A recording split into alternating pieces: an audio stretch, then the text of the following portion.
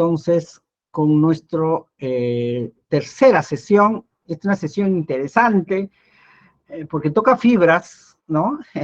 Toca fibras porque está muy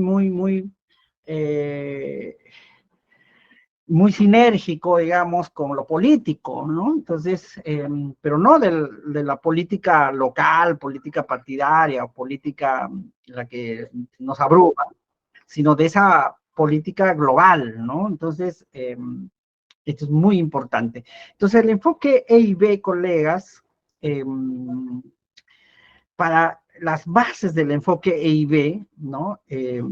O sea, la educación intercultural, sobre todo, tiene su base pedagógica, hablando de la pedagogía en sí misma.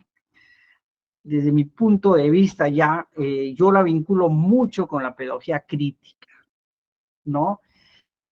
Lo intercultural tiene que ver con una comprensión de la diversidad, pero no solo eso, sino también la aceptación a pesar de las diferencias y el entendimiento, intercosmovisiones de las personas. Pero esto, que es muy retórico, que es demasiado general y abstracto, ¿cómo aterriza en lo que hacemos el día a día en nuestras aulas, ¿no? Y entonces lo que voy a compartir son las bases, digamos, de lo que necesitamos saber, necesitamos hacer para empezar a desarrollar estas competencias interculturales en nuestros estudiantes. Al final vamos a terminar entendiendo qué son las competencias interculturales, ¿verdad? A eso queremos llegar.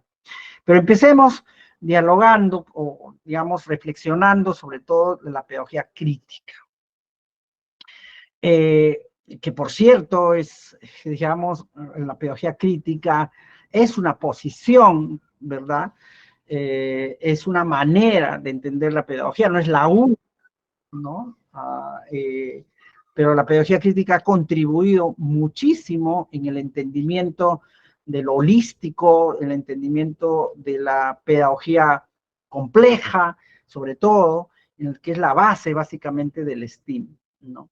Entonces, para hacer un resumen, digamos, en términos no teóricos, sino prácticos de la pedagogía crítica, yo invitaría, antes de eso, hay, digamos, 4 autores que hacen una reflexión intensa a nivel de, más de reflexión, ¿ya? No didáctico, porque en Paulo Freire, en Peter McLaren, o Henry Firoux, o Catherine Walsh, que son los pensadores más la pedagogía crítica, no van a encontrar en sus libros, pues, didáctica, ¿no? No se va a decir qué deben hacer en aula, paso 1, paso 2, paso 3. ¿No? Es una reflexión muy filosófica, ecológica, realmente bastante general y compleja, además son textos bastante duros.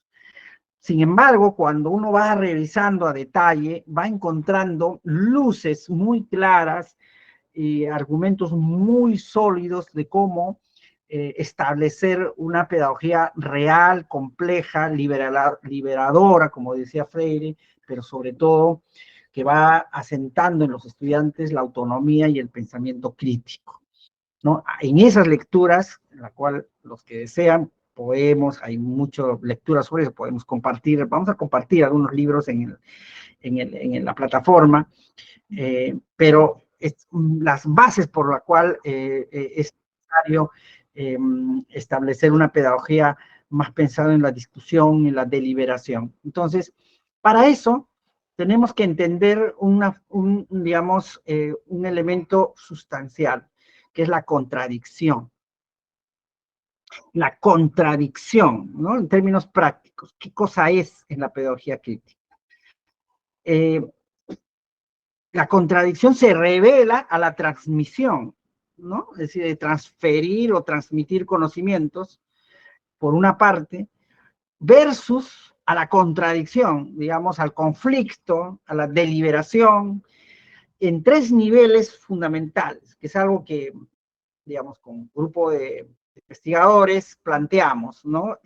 No solo yo, sino un grupo de investigadores o sea, tratando de interpretar estos pensadores, ¿no? Porque no nos dicen, digamos, los niveles de pensamiento crítico o cómo, pero son tres, digamos, capas en la cual la pedagogía crítica nos exige que podamos aplicar en nuestras clases, en nuestras aulas, en nuestros proyectos, para abrir las bases para la interculturalidad, ¿no?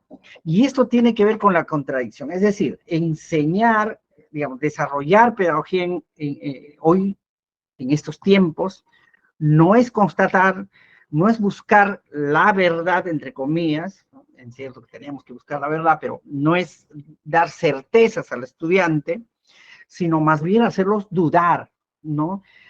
Y sobre esa aproximación, digamos, ante la verdad, porque la duda lo que hace es alejarnos de la verdad o acercarnos a la verdad, pero hay una aproximación, hay un ensayo-error, son los que básicamente constituyen el desarrollo autónomo del pensamiento crítico, ¿no? El hecho de que podamos dudar ya es poner en relieve lo que yo creo, lo que yo pienso, lo que podría ser, me diferencio del otro, ¿verdad? Entonces son las bases fundamentales y en ese aspecto la contradicción es fundamental para plantear una mirada dialéctica del pensamiento crítico de la pedagogía. Entonces, y ahí, digamos, tenemos tres niveles que hay que reflexionar. Tres niveles que se recomiendan, ¿no? Ya técnicamente hablando, que sea progresivo y gradual con nuestros estudiantes. En primer lugar, una experiencia de aprendizaje desde la pedagogía crítica tiene que apelar siempre a la dicotomía, contradicción dicotómica, ¿no? ¿Qué quiere decir? Nunca plantear un solo tema, una sola postura, un solo enfoque, un solo problema, una sola solución a un determinado problema, sino más bien empezar por o motivar o promover estas discusiones dicotómicas. Opción A, opción B, ¿verdad? ¿Qué harías en este caso? ¿Qué harías en el otro caso? ¿Por qué prefieren este grupo tal aspecto? ¿Por qué otro aspecto? Es decir, dicotómico. Esto hace que el estudiante, que nuestros estudiantes traten de traslucir sus propias dudas y sus propias constataciones ante un, digamos, ante un reto, por ejemplo, ante un conocimiento, por ejemplo, ¿no? En términos prácticos, podríamos decir, si al estudiante, por ejemplo, no sé, de Ancash, le podríamos proponer, ok, ¿cómo haríamos para que los nevados del Huascarán dejen, o sea, se detengan, ¿no? En desaparecer, porque toda la nieve, el hielo está desapareciendo. ¿Qué haríamos? ¿Cómo aportaríamos, digamos? Y entonces a partir de eso podríamos plantear dos, ¿no? Digamos, dos opciones, ¿no? Una opción A, que tiene que ver con, digamos, restringir el acceso, generar proyectos de conservación, etcétera, etcétera. O B, digamos, aplicar tecnología de punta y experiencias para revertir esto, ¿no? Etcétera, etcétera. Entonces, plantear siempre dos soluciones inversas para que el estudiante pueda, digamos, plantearse por sí mismo por dónde van sus intereses, ¿no? Dicotómico, ¿no? Incluso desde inicial, ¿no? Es decir, vamos a mirar al parque las hormigas, ¿no? Vamos a mirar insectos, miramos hormigas, miramos arañas, ¿no? ¿Qué piensan ustedes? Eso es fundamental. Esto que suena muy sencillo, colegas, es abrir, digamos, espacios para el pensamiento crítico, en términos prácticos y directos. Y eso lo dice en un capítulo McLaren, ¿no? Es decir, que la pedagogía hoy, el docente, no abre brechas, no genera dudas, sino todo lo contrario. La pedagogía del docente, al contrario, suelda convicciones y principios disque, ¿no? Desde su propia percepción que el estudiante termina por acaparar, adaptarse.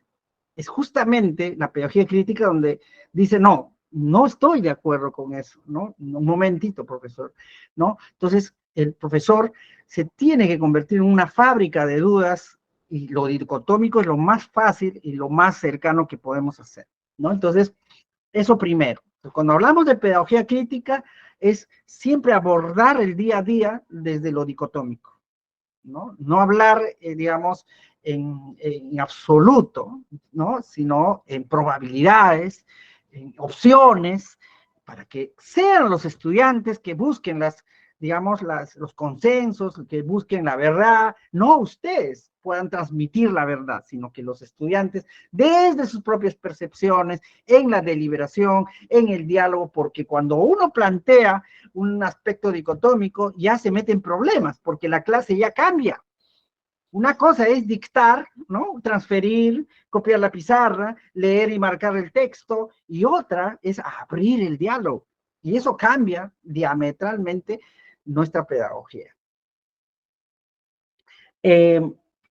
Un segundo nivel, ¿no? Ya pasando lo dicotómico, y si los estudiantes, mira cómo el cerebro va a adaptarse de alguna manera a tu pedagogía, porque si la pedagogía que planteamos es de dudas, el cerebro va a estar al expectante, el cerebro va a abrir canales y brechas, como dice McLaren, para la duda. Eso es normal, ya, porque ya has generado ese ecosistema de aprendizaje. Pero si tú eres vertical, autoritario, como dice Freire, ¿no? El autoritarismo didáctico del docente, el cerebro también va a estar alerta a cuánto memorizo, a cuánto recepciono, a cuánto me adecuo. O sea, porque son personitas en proceso de formación. Son niños y adolescentes que todavía están asentando ciertas cosas, ¿no? Entonces, lo dicotómico te cambia el ecosistema. Sin embargo, cuando ya esto ha generado una primera capa en nuestros estudiantes, un primer acuerdo, como dice Giroux, ¿no? Digamos un contrato pedagógico con el estudiante, ¿no? De que no vengo con la verdad, no vengo a venderles nada, sino más bien les exijo que ustedes me digan por dónde están, ¿no? Sus dudas, ¿no? Hago ese contrato, es en ese momento que podemos plantear, ¿no? Esta pedagogía y desde lo hipotético, ¿no? De lo hipotético, es decir, desde la hipótesis, ¿no?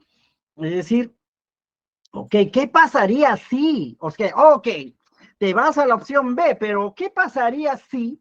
¿O qué ocurriría si? ¿No? ¿No? ¿Qué necesitaríamos en caso de, ¿no? La hipótesis. Entonces ya se pasa a un siguiente nivel de diálogo con nuestros estudiantes, ¿no? A un siguiente nivel de diálogo. Ya no es solo de duda, sino estamos hablando de suposiciones, de escenarios, de visiones, porque estamos hipotetizando, estamos imaginando, y las bases del pensamiento crítico no solo está en la duda, sino está en la imaginación de lo que puede ocurrir, o lo que ocurrirá, o lo que creo que va a ocurrir, ¿no? Entonces, ahí estamos ya pasando a niveles hipotéticos, ¿no?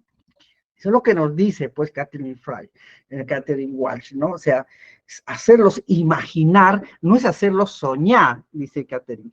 Hacerlos imaginar es hacerlos construir escenarios posibles. Eso es lo máximo, ¿no? No es solo que imaginen una cosa así abstracta, suelta, sino que construyan escenarios. Ese es el nivel de pedagogía que tenemos que buscar en nuestros estudiantes, ¿no? Entonces, hipotético, pedagogía desde la hipótesis, ¿no? Por supuesto, ahí podemos hablar también del método científico, pero estamos hablando de la pedagogía en realidad, ¿no? Entonces, segunda capa, ¿no? Una segunda capa. Una tercera capa tiene que ver con lo dialéctico, y ahí es donde sustenta la pedagogía crítica. Y la dialéctica ya no solo mira la opción A, la opción B, lo dicotómico, que es importante, no solo aborda la duda, no solo aborda los escenarios hipotéticos, sino que más bien ya en este nivel, si nuestros estudiantes ya lograron pasar a la segunda capa, ya están preparados para analizar por dónde está la contradicción del problema. Porque cada problema, como dice McLaren, hay de fondo dos fenómenos que se contradicen, ¿no? Que hay una fuerza contrapuesta en un problema social, en un problema económico, un problema científico, hay siempre abstracto y concreto, oscuro y, ¿no? Y claro, blanco y negro, ¿no? Siempre lo hay, si no, no tendría mucho sentido. Esta sinergia de la materia, ¿no? Y de lo inmaterial, es importante comprender estas dos dimensiones. Y ahí está lo dialéctico, ¿no? Entonces, pero además esa contradicción tiene automáticamente, ¿no? Esa condición de analizar las causas y consecuencias del fenómeno en cuestión. O sea, ya no estamos solo generando duda dicotómica, ya no solo estamos generando escenarios hipotéticos, sino estamos planteándole el porqué de las cosas, para qué de las cosas, por qué causas, para qué consecuencias. Ahí está el nivel crítico, ¿verdad?, que queremos llegar en los estudiantes. Esa es la pedagogía crítica, es decir, que el estudiante tenga la capacidad de deliberar, de dialogar con ustedes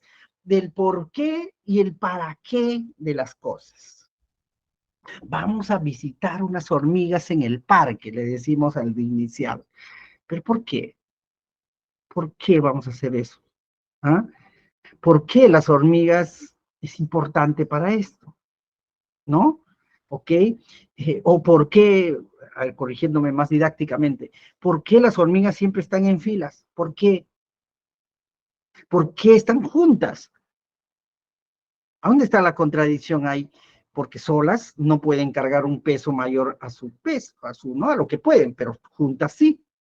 ¿Ah? ¿Y para qué? ¿Para qué nos va a servir eso, comprender eso de las hormigas? ¿Para qué? ¿Ah? Para entender que la sociedad humana, cuando se une, cuando se organiza, puede construir cosas grandes. Eso lo entiende uno de inicial. Que es diferente solo al puro enfoque disciplinar. Es decir, ver las hormigas, dibújame ahora las partes de las hormigas, los colores de las hormigas, el tipo de las hormigas. Cero crítica, es absoluta adaptación. Entonces, bien importante esto de la dialéctica, porque permite entender a profundidad el fenómeno. Resolver el conflicto, ¿no, maestro? Generarla, generarla, generarla. No resolvemos nada, y olvídense de eso, ustedes no resuelvan nada, ustedes al contrario, problematicen con los estudiantes, porque son genios, te van a dar alternativas que tú no te vas a imaginar, pero para eso hay que ir gradualmente. Primero hacerlos dudar, y que no tengan miedo a la duda, porque tienen mucho temor. Pero en esta duda, maestro, está en la parte dicotómica, Exacto, donde viene la confrontación de todo eso, ¿no? Y ahí vienen, hacen hipótesis de esos escenarios, de cómo podrían ser y todo eso. Es.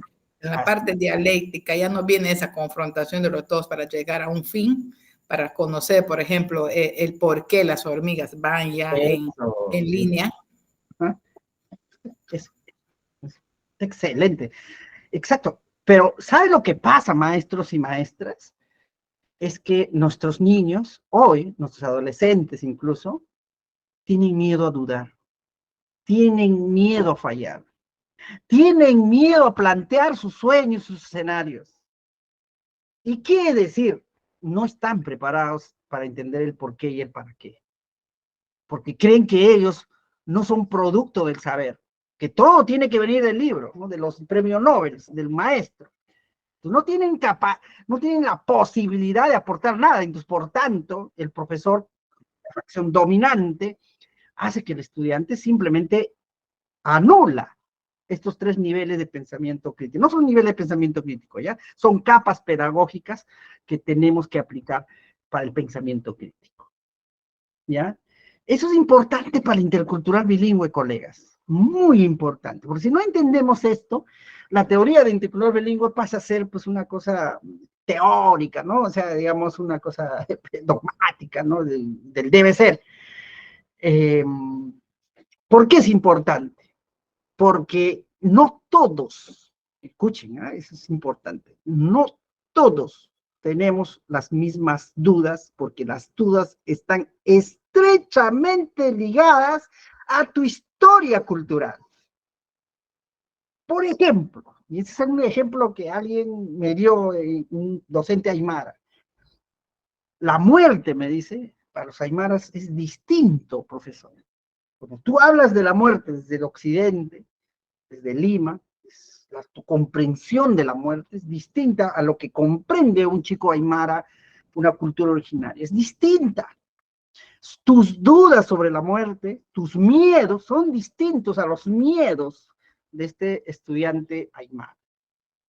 Entonces, obviamente, cuando uno genera dicotomía, esto se enriquece, ¿no? Porque no les estás diciendo un concepto único de muerte, de cómo tienen que entender, qué son las partes, las características, el clásico, ¿verdad?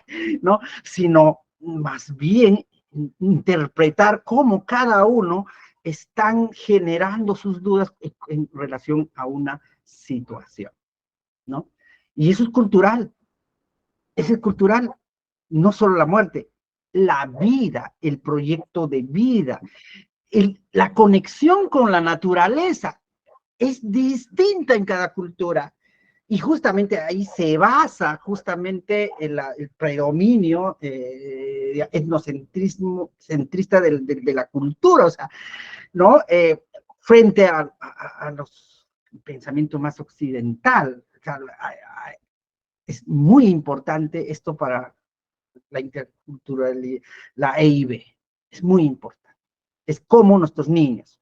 Yo decía, ¿no? ¿Cómo compruebo que realmente estás aplicando el enfoque EIB? No es que estás utilizando el idioma, no es que solo estás utilizando la danza, no es solo que estás utilizando a los abuelos y a los sabios, esa es una manera, por supuesto, es un buen argumento, es una muy buena, pero no basta. Tienes que aplicar EIB desde lo más profundo, es decir, que realmente se estás comprendiendo las maneras de pensar de tu estudiante. ¿Cómo vas a saber las maneras de pensar si no los has visto dudar, plantear escenarios, ni interpretar las causas? Si no has hecho eso con sus niños, no saben cómo comprenden, no saben cómo piensan. Y aplicar la intercultural bilingüe no solo es hacerlos danzar con un disfraz, es comprender las maneras de pensar. Estoy parafraseando a Paulo Freire, no estoy inventando yo, o sea, yo simplemente lo leo, pero eso es comprender cómo piensan, pero eso no es automático, porque aquí, ya apelando a Freire, habla él de pedagogía relacional, porque la pedagogía es relacionarse con diferentes. Esa es la esencia de la pedagogía, dice Freire. El tipo de relación que tú estableces entre estudiantes, docente y estudiante, familia y docente, esa relación que hay es la que determina tu pedagogía, básicamente, ¿no? Esa relación. Y esa relación tiene 4 dimensiones fundamentales. Eso sí son dimensiones, ¿no? La afectiva, importante, la social, la cultural y la cognitiva. 4 dimensiones, por eso se llama pedagogía compleja. La pedagogía crítica es la base de la pedagogía compleja. Y la pedagogía compleja es el marco del enfoque por competencias. Entonces, hablar de pedagogía es hablar de un tipo de relación que establecemos dentro de las clases, dentro de nuestro espacio de enseñanza. Y esta tiene que cuidar lo afectivo, lo social, lo cultural, lo cognitivo. Entonces, cuando cruzamos, miren, yo apelo a un otro ejemplo, ¿no? ¿Por qué puedo yo reflexionar? Por ejemplo, en Carhuaz hay un pueblo muy bonito, que un profesor ganó un proyecto, y él decía, en mi pueblo ya no, o sea, ya nadie utiliza los pantalones y las de bayeta ni los sombreros, profesor, salvo en las fiestas, ¿no? Pero no es que viven todo con el sombrero y la bayeta, pero ya se está perdiendo, profesor. Ok, entonces mi proyecto, dice él, va a ser recuperar estas vestimentas. Perfecto, muy bien. Y entonces le digo, ¿y cómo vas a dialogar? Más allá del prototipo, más allá de la estrategia, ¿cómo vas a dialogar eso con tus estudiantes? Es decir, ¿cómo te vas a relacionar? Porque tú me estás diciendo que son los mismos estudiantes que ya no utilizan esa vestimenta. ¿Le has preguntado? Sí, les he preguntado. ¿Y lo pueden utilizar todos los días? No, nadie quiere utilizar. ¡Ah! Y entonces ahí hay una contradicción, ¿verdad? Hay una contradicción, ¿no? Dialéctica. ¿Por qué? ¿Por qué no quieren? ¿Y para qué es importante utilizarlo? ¿Por qué lo tienes que imponer? Hay toda una duda ahí, ¿no? ¿Qué va a pasar si a partir de mañana todos plantean que deben utilizar ya no uniforme único, el plomo, sino más bien las bayetas? ¿Qué va a pasar? ¿Es posible hacer eso? Ya, delibera, conversa con ellos, ¿verdad? Pero ese diálogo, colega, tiene que ser en el marco afectivo. ¿Qué quiere decir? De respeto. Mucho cuidado ahí, porque por tu afán de preservar, salvar la vestimenta, los estudiantes pueden ubicarse en un sentimiento de culpa, de baja autoestima, ¿no? Y de rompimiento intergeneracional, de sentirse como ¿no? Los culpables, ¿no? Y eso hay que cuidar. Eso tiene que ver con lo afectivo, del cómo tratamos el tema, porque no es que se esté perdiendo solamente, sino que las cosas están cambiando. Y es social, porque hay una explicación social a esto. Y es cultural, porque también es importante reflexionar en ese plano y plantear soluciones, y ahí viene lo cognitivo. Entonces, colegas, para terminar con esta diapositiva, con esta pequeña primera diapositiva, las bases, desde mi punto de vista, ojo, quiero hacer ese, ¿no? Desde mi punto de vista, del enfoque intercultural bilingüe, está las bases, ¿eh? en la manera como aplicamos la pedagogía crítica, el pensamiento crítico profundo, las contradicciones dicotómicas, hipotéticas y dialécticas en nuestros estudios. Ahí está la base. Lo demás es vanidad, lo demás es discurso. Un buen proyecto OIB, si el profesor no sabe explicarte cómo hace para entender los pensamientos genuinos de su estudiante, todo lo demás es decorativo, ¿no? Decorativo. Entonces, en ese sentido, hablamos de un enfoque intercultural stigma-sach, es decir, cómo la ciencia interviene en este enfoque intercultural, ¿no? Básicamente vamos a volver a repasar lo que ya habíamos visto en la primera sesión, pero desde el punto de vista EIB, porque hay muchas lecturas que podemos hacer a la STEAM. En primer lugar, la ciencia. La ciencia. Mucho cuidado aquí. A transversalizar, aplicar el enfoque cultural STEAM en nuestro proyecto es tener una visión crítica de la historia. De la historia. No hay nada más E y B que ser conscientes de la historia de nuestro pueblo, de nuestra cultura. Eso quiere decir que en nuestro proyecto, los chicos, cualquier proyecto, digamos, cualquiera, pasa por conocer la historia. Pasa, profesor, pero yo soy de matemática, voy a hacer geometría y vamos a hacer una réplica de un puente. Ya, compara el puente de Huarmatambo en Pasco porque tiene 500 años y no se ha caído. Historia, no historiografía, sino la historia crítica, muy importante desarrollarla en nuestros proyectos para apelar a la ciencia de manera que el EIB no solo es la aplicación coyuntural de simbolismos, sino comprender cuáles son las raíces de esos símbolos. El profesor me decía, ok, voy a aplicar los tintes.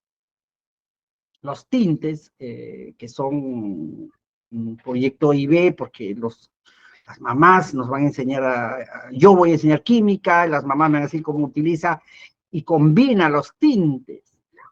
Y me explicó pues a detalle cómo se combinan y de dónde recoge las plantas, de dónde, cómo lo hacen secar, lo hacen hervir, agarran la lana, todo el proceso muy interesante. Pero les dije, si eso no es acompañado de la comprensión histórica, no tiene mucho sentido. No es EIB, porque estás aplicando una clase práctica, pues, ¿no? Una clase práctica sobre el teñido, sobre la química.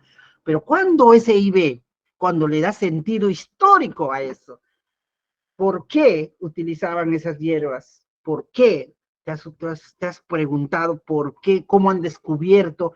¿Cómo se supone que esos líquenes que está alrededor de las rocas, pelándole, que es gracias a la helada que se hace en las pampas, y tú lo hierves y sale unas 20 tipos de caobas? ¿Cómo demonios, ¿no? Y decía así, ¿no? ¿Cómo alguien descubrió algo así? Es muy científico, pero ¿cuándo fue eso? ¿Quién lo y cómo y por qué lo hacían? Ese componente histórico es importante para que el estudiante encuentre sentido a lo que está haciendo. No es una tarea de tintes que lo que va a hacer, sino es, ahí sí, estar revalorando una actividad. Sin historia no se revalora una actividad actual, algo simbólico, algo folclórico, algo artesanal. Simplemente estaríamos mirando lo utilitario de estos elementos, y eso desde mi punto de vista no es EIB. EIB es ponerle un componente histórico a lo que vamos a aplicar, lo que vamos a construir, lo que vamos a investigar y comprender. Porque detrás de todo, de nuestras culturas, hay una reserva de historia que hay que analizar. Entonces, en el STEAM, si queremos aplicarlo en la IB, es muy importante apelar al análisis de la historia, en todo nivel, en todas las áreas. Nadie se escapa, nadie se escapa, ¿ya? En comunicación para ver los mitos, en educación física para mirar los deportes ancestrales, los juegos, los movimientos, ¿no? La alimentación igual, la ciudadanía igual, la historia es esencial en este caso. En caso de la tecnología, desde el punto de vista EIB, es muy importante este contraste entre la técnica, entre el arte y la artesanía, ¿verdad? Es decir, esta distinción, cuándo es artesanía, cuándo no lo es, ¿no? Analizar los procedimientos y compararlos, es muy importante, ¿no? No es aplicar por aplicar, digamos, ok, vamos a hacer unos jarrones de barro ancestrales, cómo se hacía, pero cómo se hace ahora. Esta comparación de procedimientos es muy importante para lo dicotómico, muy importante para lo hipotético, para la innovación. No es solo aprender utilitariamente el procedimiento, sino es compararla, ¿no? Es muy importante. La sostenibilidad, analizar si esto es sostenible, si esto sobrevivirá 20 años, que podamos hacer, digamos, jarrones con mitos y con barros que ya están en extinción, qué podemos hacer para salvarlo, los tintes se podrán generar mayores mercados o no, la sostenibilidad de lo que se utiliza es muy importante en el EIB, porque parte de lo que queremos hacer en el enfoque EIB es justamente rescatar y revalorar y darle sostenibilidad. Esa es la idea. No es aplicar por aplicar, ¿verdad? En el caso de la ingeniería, a ver, esto de los espacios es muy importante y bello analizarlo, porque el aprendizaje en las culturas originarias, las culturas andinas y amazónicas, tiene una ventaja en este campo porque tiene mayores espacios, tiene mayores riquezas, tiene mayor diversidad.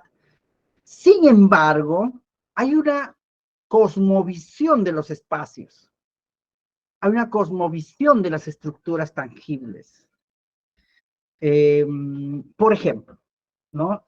¿Por qué los amazónicos tienden a estar cerca al río, ¿no? Y por qué en el Ande tienden a estar más arriba en el cerro, ¿no? ¿Por qué se tiende a la punta del cerro tener una cruz? ¿Por qué se tiende a poner una banca afuera en una choza amazónica? Estas formas y esta organización física que tiene que ver con la luz, que tiene que ver con el sonido, que tiene que ver con el clima, que tiene que ver con los lugares sagrados, que tiene la forma de llegar, etcétera, componen esta cosmovisión desde las estructuras. No es elegir un lugar por elegir, ¿verdad? Hay que darle sentido al espacio, ¿no? No solamente por darle espacio, sino que ahí sí es bien importante valorar la investigación que puede hacer o el conocimiento que tiene el docente de la cosmovisión de las estructuras en su comunidad, ¿no? Cada comunidad amazónica que yo llego, al medio siempre hay un patio, es un patio común, ¿no? En el Ande, ¿no? En el Ande igual, ¿no? La plaza es como un patio también, ¿no? Pequeñas comunidades. Hay lugares como una parte de Ancas, una parte de Pasco, sobre todo yendo a Huánuco, que siempre hay arcos, ¿no? Y hay una explicación también de eso, ¿verdad? Es decir, el material que se utiliza también, ¿no? Una cosa es utilizar los materiales en la Amazonía y las piedras en el Ande. Este análisis que parece vanidoso es muy importante para la comprensión intercultural, ¿no? Entonces, por eso yo siempre reniego cuando llego a, por ejemplo, ahí está nuestra innovadora Grace, seguramente ha entrado hoy día. Llegué a Quimopitari Alto en el Brain y bueno, pues en vez de construir una escuela con materiales de la zona que podría haber costado 20% de lo que se gastó, el ministerio hace llegar unas latas, ¿no? Salones de latas que la verdad es un horno para los niños. Cero, cero comprensión de la realidad, cero comprensión, cero actitud intercultural, pues, ¿no? O sea, ahí no les interesa nada, ¿no? De las escuelas en la Amazonía, estas de prefabricadas, de lata, es casi una ofensa a la cosmovisión, ¿no? Digamos, con menos costos, podemos hacer que la comunidad construya, mira, en Colombia, en Guatemala, en todo el Caribe casi, son la comunidad que construyen la escuela con un financiamiento del Estado. Aquí, claro, pues, ¿no? Las compras lo hacen desde una oficina y hay razones para eso. Entonces, por eso que de cosmovisión de las estructuras es también valorar las formas como se cohíbe, se organiza las familias, ¿no? Una vez un maestro amazónico me decía, Ashaninka, me decía, ¿por qué, por qué las escuelas, a veces las escuelas las construyen, cuando ya nos damos cuenta, no están mirando al río, están espaldas al río. Así y se movía la cabeza, ¿no? Decía, pero no. Y nosotros siempre, nuestras casas están mirando al río, para ver quién llega, quién parte, cuánto subió el río. Hacen la escuela mirando al patio. No lo entiendo, me decía. Eso es justamente, lo que hablamos de conjunciones estructurales, ¿no? Entonces, muy bien. Está en el arte, y en el arte es más complejo, ¿no? Y muy para debatir, además, ¿no? Aquí porque se combina el arte también en el enfoque EIB con la religiosidad, con la espiritualidad, con el etnocentrismo. O sea, no es el arte solamente, es el arte occidental, ¿verdad? De un tipo de belleza, de un tipo de construcción, no es Van Gogh solamente, ¿verdad? Ni Da Vinci, ni Moran, ¿no? Digamos, sino el arte en la EIB está muy, muy vinculado a la religiosidad, a la fe, a la creencia, a la espiritualidad, a la conciencia de la realidad, al etnocentrismo, es decir, a la valoración, al amor profundo de lo que nos rodea, ¿no? Por supuesto también romántico, pero sobre todo el desafío pedagógico aquí es que si queremos hacer escuelas EIB, STEAM de verdad, tenemos que entender las comprensiones religiosas, la creencia y la fe de nuestras comunidades. Más allá, por favor, más allá del...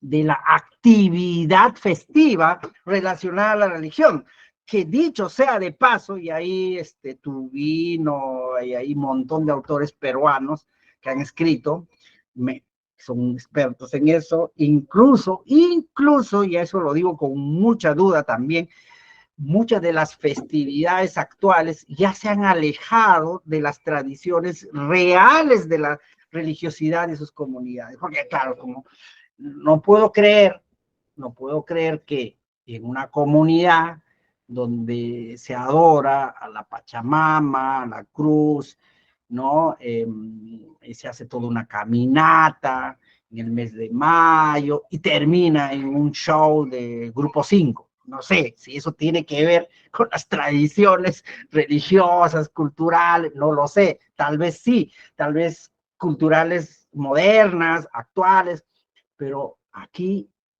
un enfoque EIB es justamente lo que nos corresponde a nosotros, es ir a la profundidad de la creencia y de la fe real de y ahí germina el arte, pues, y ahí germina el arte, ¿no? Por eso yo tengo mis dudas cuando un proyecto de innovación hacen danzar por danzar a los chicos, disfrazarse por disfrazar. Tengo mis dudas, salvo que los chicos entiendan lo que están haciendo, comprendan lo que están haciendo y generen arte con eso. Si eso saben explicar, bien transversalizado la IB. Pero si solamente representan, estamos contribuyendo a la destrucción masiva de las culturas por este mercadeo, por esta economía de consumo que está destruyendo muchas prácticas, muchas culturas en muchos pueblos, porque se han convertido las mayordomías ya no en una adoración, sino en un negocio, ¿no? Y lo he visto, o sea, yo viajo mucho y viajo y siempre me quedo en las fiestitas, y es común, salvo en unas zonas como Apurímac, Cusco, Ayacucho, unas zonas, ¿no? El Loreto en unas zonas alejadas, que todavía no han perdido la perspectiva, pero en la mayoría, los que pasan la fiesta, incluso no son los que viven en el pueblo, sino están fuera del pueblo, incluso porque son carísimos, ¿no? Que son para millonarios, y entonces esto se ha trastocado, y el enfoque EIB tiene que enfrentarse a eso, porque es básicamente la destrucción masiva de la verdadera religiosidad, espiritualidad y el arte profundo que se genera y que se va perdiendo además en las comunidades. Eso es para mí EIB desde el arte. O sea, no. Más allá de hacer cuadros bonitos o teatros, es rescatar, es enfrentarse. Me parece que en Huánuco, un profesor hizo una réplica de los viajes, de los bailes del Negrito, y él se implantó, me contaba, ¿no? Que se implantó en su escuela como una especie de también de tradición, Y entonces, al principio era muy colectivo, me decía, ¿no? Al principio todos colaboraban, ¿no? Pero poco a poco él ha vuelto ya como director después de muchos años, y esto ya se había convertido en una empresa prácticamente, ¿no? Entonces dice, wow, no es una banda por acá, una comida para 200. Entonces ya perdió, digamos, la esencia de lo que había nacido, ¿no? Entonces, eso es. O sea, el EIB está para eso, ¿no? Está para cuestionar, para rescatar lo que nadie quiere ver, que no es políticamente correcto decirlo, porque choca, muchos de nosotros hemos sido mayordomos, padrinos, entonces, pero, ¿no? Y entonces, en mi pueblo, San Pedro de Cajas, ya la fiesta, pues, es fiesta del estado de Colorado, Estados Unidos, ¿no? Porque no es de mi pueblo. Todos los que están en Estados Unidos son los que pasan la fiesta anual en mi pueblo, ¿no? Y lo hacen pues de una manera, con decirle que dan platos descartables, cuando antes había toda una ceremonia de platos de mitos, ¿no? En fin, ya, todos, esa parte es muy importante analizarlos del enfoque matemática. Y aquí las lógicas de resolver problemas. No hay una sola lógica, descubrir estas nuevas lógicas, ¿verdad? No solo, bueno, está Yapana, pero es una manera, pero hay muchas maneras de cómo hacen los cálculos, cómo proceden a resolver problemas de clima, de agua, de espacios, de estructuras, y hay matematizaciones distintas, ¿verdad? Incluso utilizando elementos distintos, ¿no?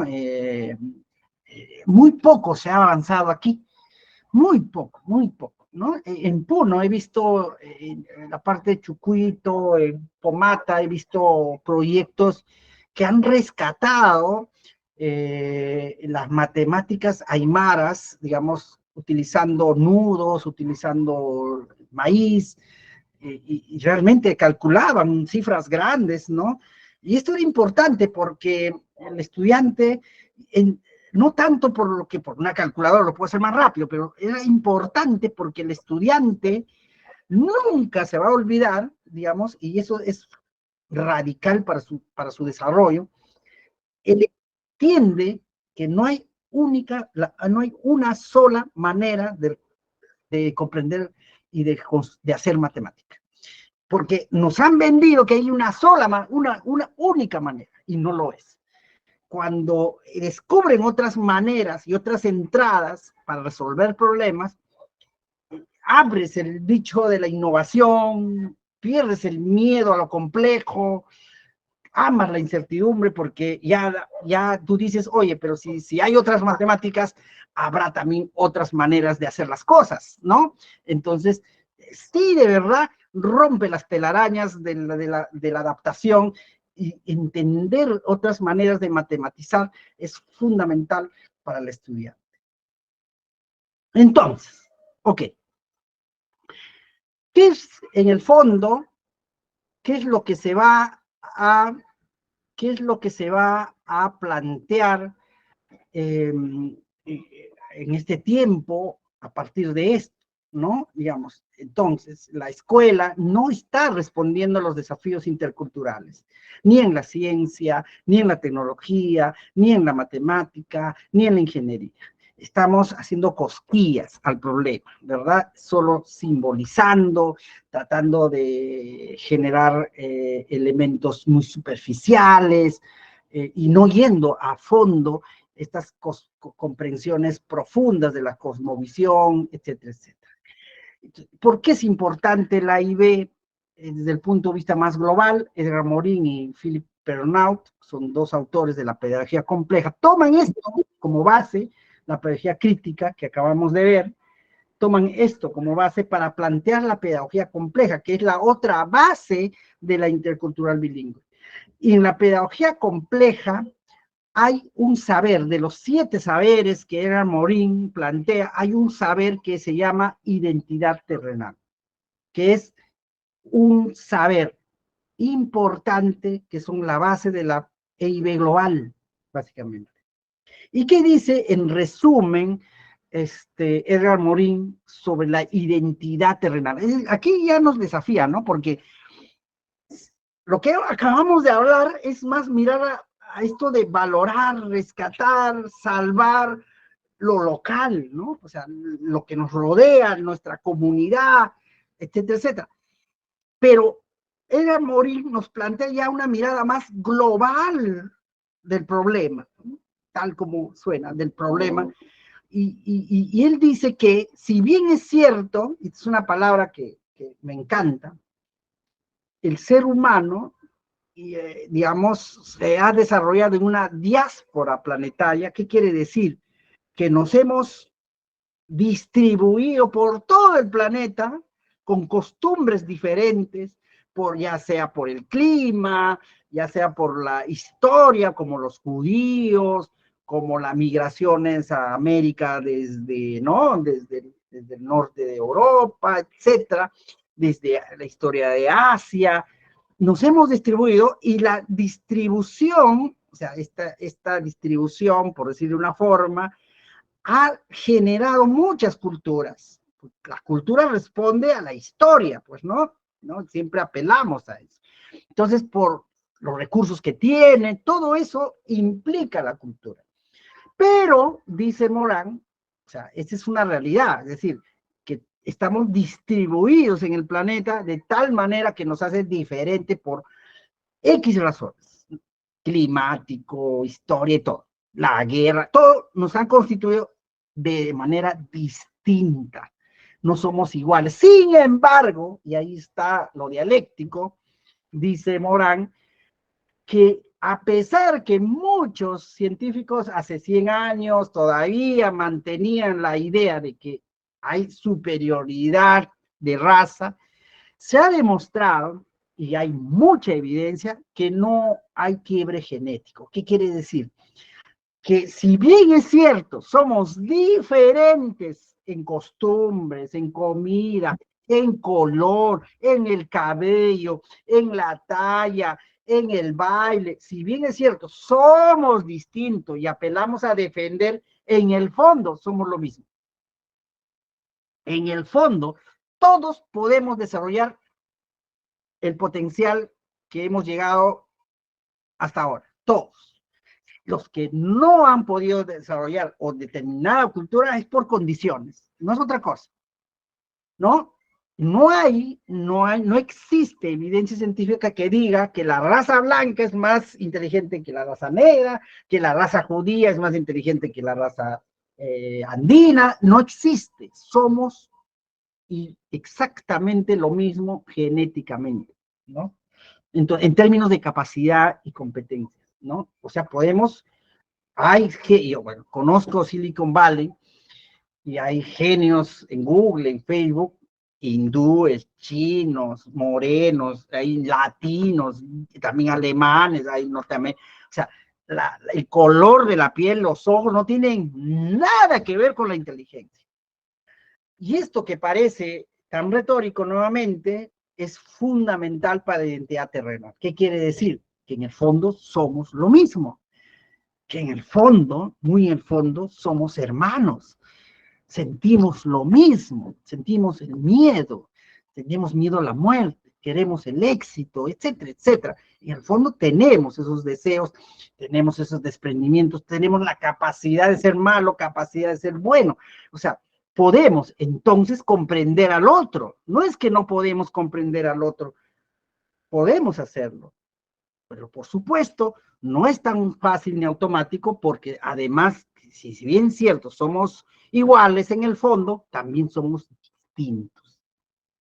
Esto es importante comprenderlo para las bases de la entidad terrenal, ¿no? Y entonces, dice Morán que ¿cuáles son los desafíos que nos toca ahora? ¿Cuáles son los 6 problemas que tenemos que enfrentar frente a esto, frente a lo, digamos, que somos iguales y diferentes a la vez? Es la contradicción, ¿verdad?, de esto. El primer problema es la relación del hombre con la naturaleza. ¿Qué quiere decir? Que no todos los grupos humanos, culturas, o civilizaciones, o países, o comunidades, como quieran llamarlo, se relacionan de la misma manera con la naturaleza. Occidente destruye la naturaleza para sobrevivir, mientras Oriente, una parte de Asia, lo amazónico, lo andino, protege la naturaleza para sobrevivir. Ahí hay un rompimiento, ¿verdad? Ese es un primer problema. Y es algo que se tiene que tratar en la escuela, ¿no? Esta relación con la naturaleza, ¿no? Esta relación, ¿no? Y es que las bases, dice Morán, el por qué hay este rompimiento, esta contradicción, es porque con el tiempo, con la industrialización, con la globalización, con la modernización, etcétera, que ya es otro tema, lo que ha ocurrido, dice Morán, hay una disociación, o sea, una separación del espíritu, cuerpo y mente. O sea, esta condición humana que habla Edgar Morán tiene que ver con eso, espíritu, cuerpo y mente. Es decir, que somos tres entes en uno. Somos espirituales, somos biología, somos cuerpo, pero también somos mente, cerebro, cognitivo, ¿verdad? Entonces, estos tres elementos, entes, se han disociado, dice, ¿no? Se han disociado. Y a veces nos olvidamos de quiénes somos, nos olvidamos nuestra condición humana, espiritual, y solo estamos pensando en la saciedad corporal, física, de consumo, el cuerpo, ¿no? Tanto así que hay un mercado de cómo tapar el cuerpo, ¿no? En este caso la ropa, ¿no?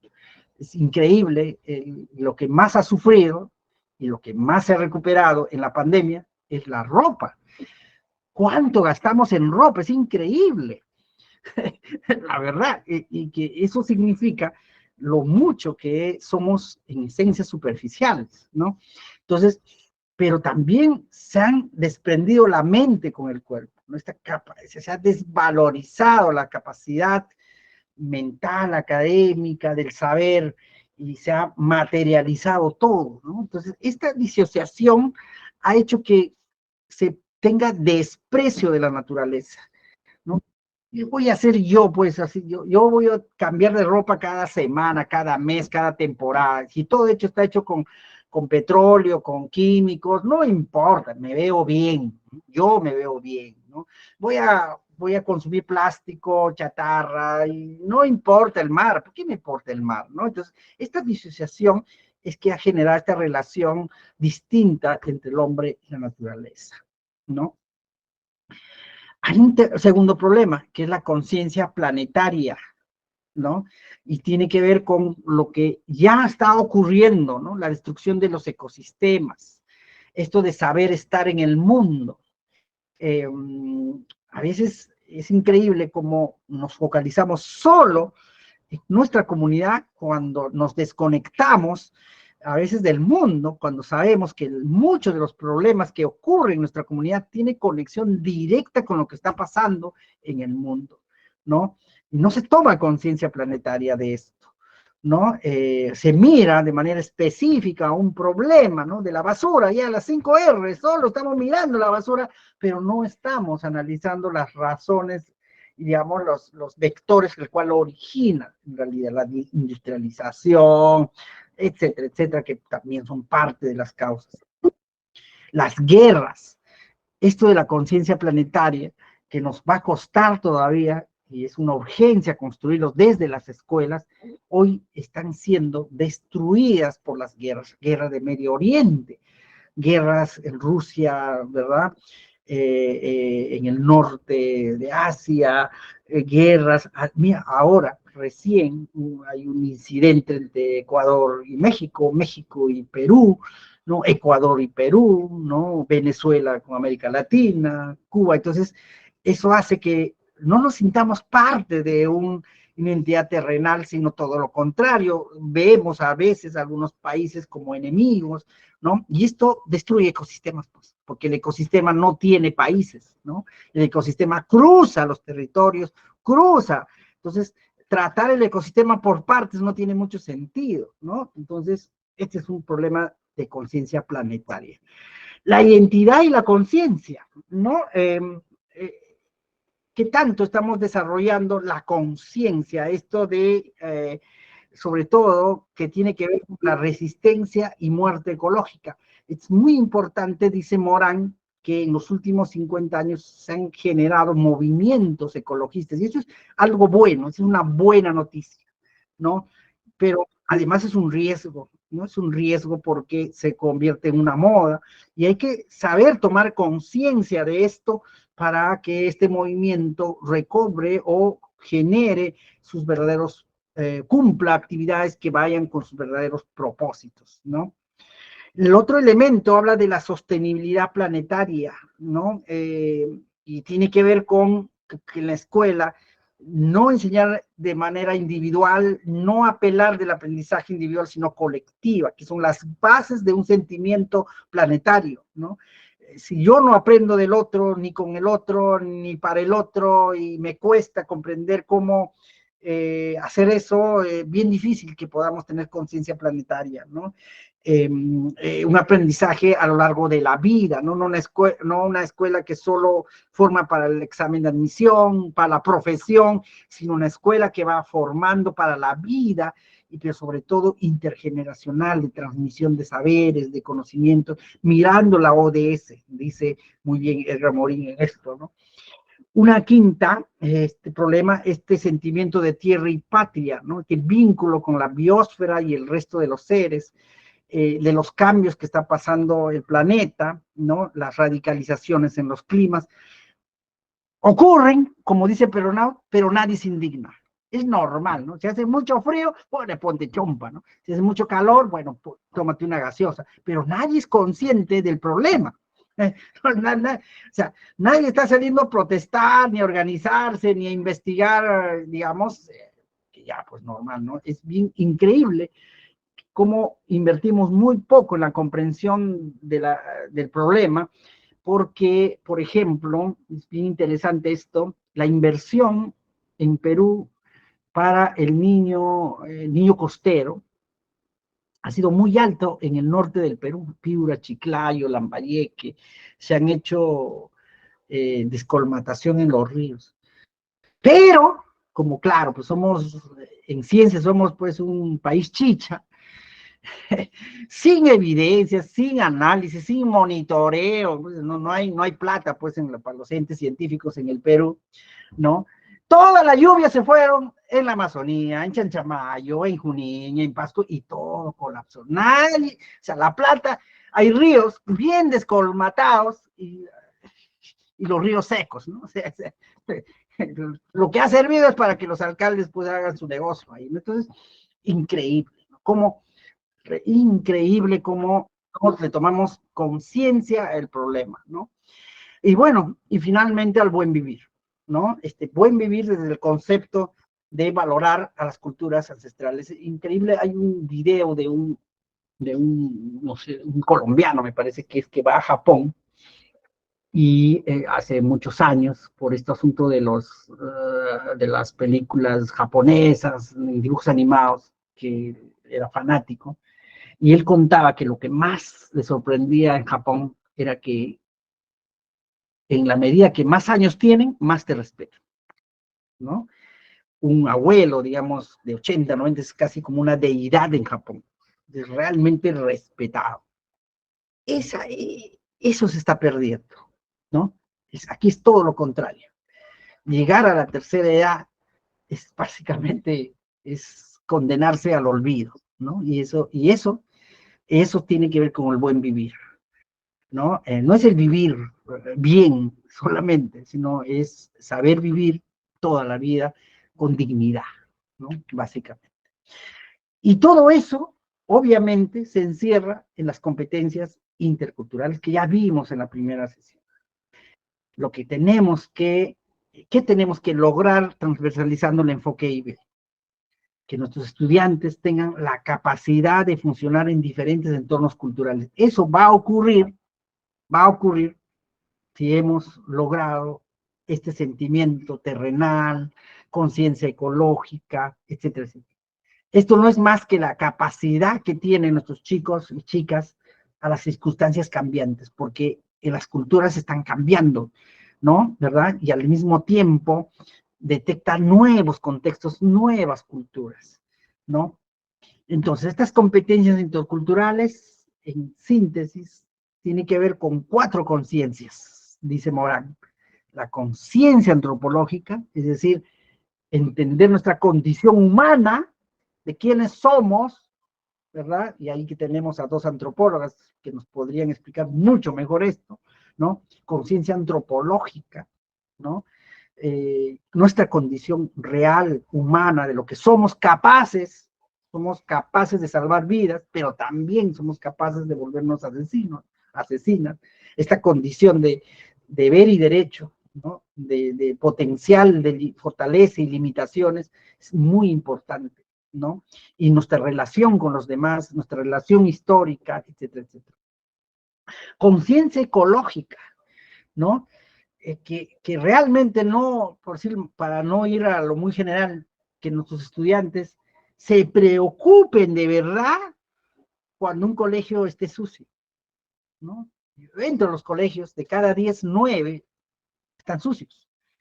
Y no es que no lo limpian, sino que se ensucian, porque hay 100, 200 alumnos y es casi imposible limpiarla inmediatamente. Pero eso bajaría un poco si los estudiantes sean más conscientes de que esto, ¿verdad? No es una tarea que tengo que llevar al papel al tacho, sino realmente una conciencia ecológica real, que es lo que en la escuela tenemos que generar, ¿no? Conciencia cívica terrenal, conectarnos a lo que ocurre, a lo que debo hacer como ciudadano planetario, ¿no? No es posible que no nos indignamos de las matanzas y genocidios que están ocurriendo hace recién 4 días, ¿no? Que han ocurrido ¿no? Y que en Israel y en Gaza, ¿no? Es increíble, ¿no? De lo que está ocurriendo. Y hay videos, ¿no? No es que no lo podemos saber. Ustedes ponen Gaza, matanza, niños en Facebook. Háganle ver a tus chicos. A ver qué piensan. ¿No? Se están quejando que su celular no tiene datos, se están quejando que las zapatillas no tienen la marca, que todos los días comen arroz. Bueno, que miren esos videos. Tiene que ver con lo cívico-terrenal, ¿no? Esta capacidad de indignarse, capacidad de solidarizarse, ¿no? De ser conscientes de lo que está ocurriendo en el mundo, ¿no? Me acaban de invitar a un webinar en Chile, de chicos pingüinos, o sea, de secundaria. ¿Qué nivel de análisis internacional tienen estos chicos de tercero de media es comparado a Perú? Dios mío, ¿no? Entonces, hay que aprender de eso. Los chicos ahora, si tú le hablas de los reggaetoneros, están al día. Algo que, por ejemplo, colegas, me ha indignado mucho. Hace 2 semanas se ha anunciado y se ha estrenado la película Kipi de Walter Velázquez, un docente innovador. Y hace 3 días la profesora Milagros Machuca o Gloria Machuca, se perdió 8 días, una docente rural, sobrevivió, es casi una héroe porque va a volver, está muy preocupada. Pero esas noticias realmente pasaron casi desapercibidas, ¿no? A la gente no les interesa, no les toca el corazón. Pero no es por criticar, pero voy a criticar, pero estaré ahorita digamos, me estoy llevando por la emoción, me disculpan, pero no digo que esté mal la película, lo que está mal es la reacción, es lo que me preocupa.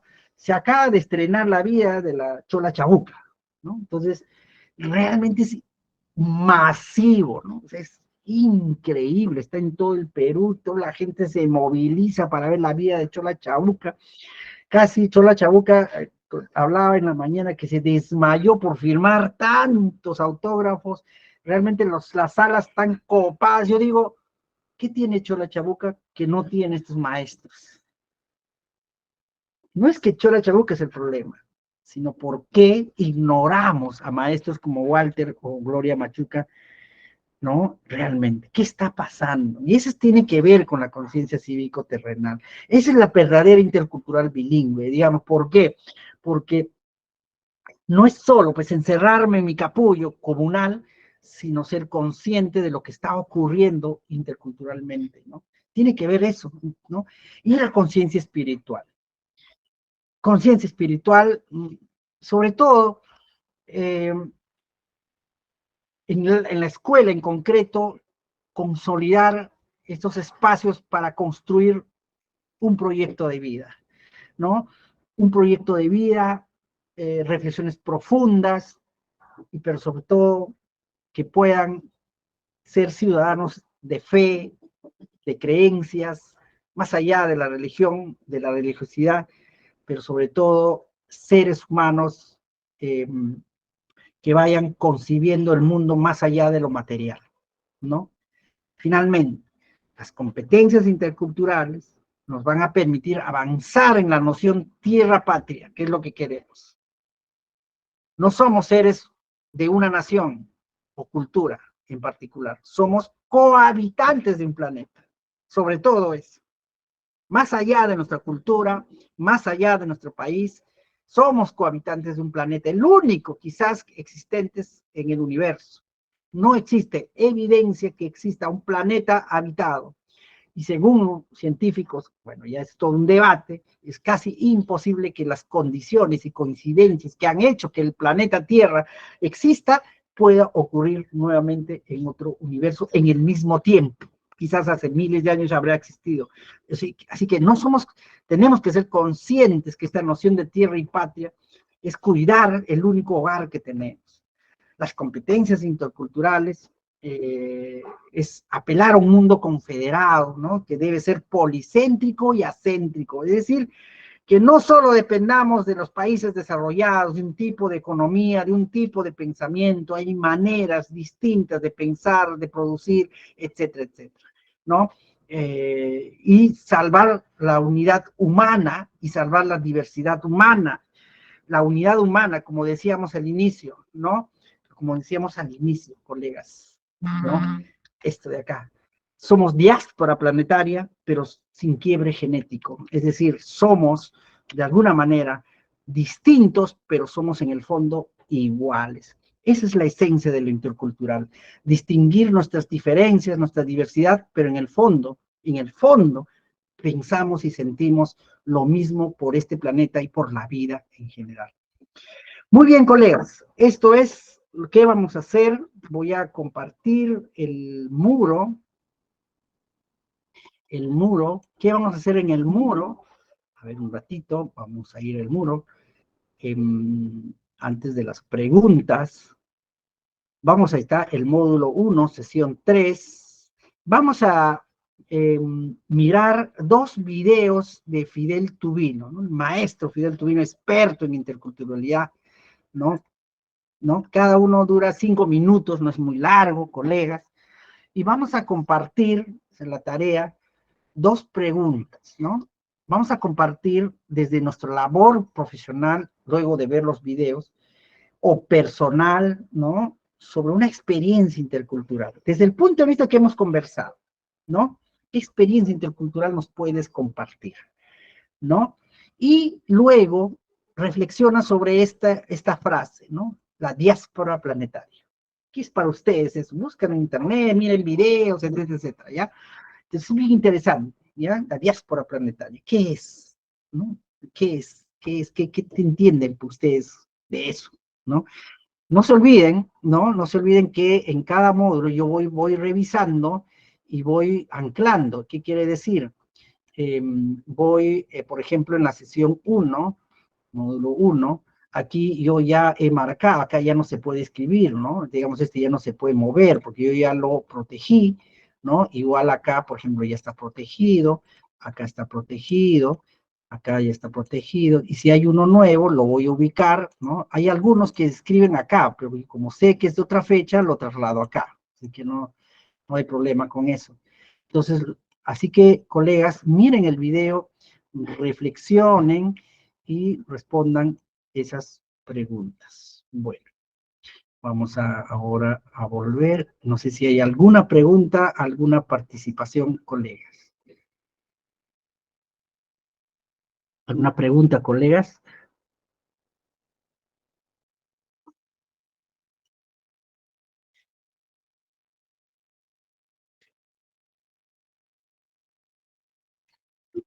Gracias, gracias. Katia, adelante, adelante, Katia. Maestro, buenas noches. Yo tengo una pregunta sobre el tema de intercultural bilingüe. Siempre cuando hablamos de eso nos referimos a, por ejemplo, el castellano con un idioma quechua o un idioma amazónico. No podría ser, porque me imagino hacer eso en una escuela de Lima es un poco difícil.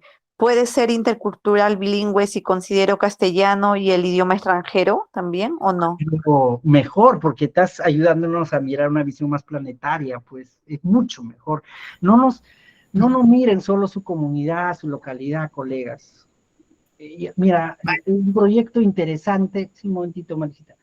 Primero María, ¿ya? Y después una profesora de Huacho, en Supe, hizo un proyecto, me invitó a mirar su proyecto sobre la pesca en Supe, en el puerto de Supe, y se contactó con una maestra de España, ¿no? Del puerto, un puerto, no es Puerto de Palos, es otro puerto, ¿ya? Y empezaron mira que los dos hablan castellano, pero eran culturas distintas, querida Katia. Su manera de pensar de los chicos eran muy, muy distintos, ¿no? Eso es intercultural. Incluso Tubino habla en el video esta diferenciación de intercultural con bilingüe, ¿ya? Que no nos gane lo bilingüe, ¿ya? Que no nos gane. Así que comenten sobre experiencias, cuanto más global y terrenal, mucho mejor. Gracias. Mario, adelante. Maestro Jaime, colegas, muy buenas noches. ¿Cómo estamos?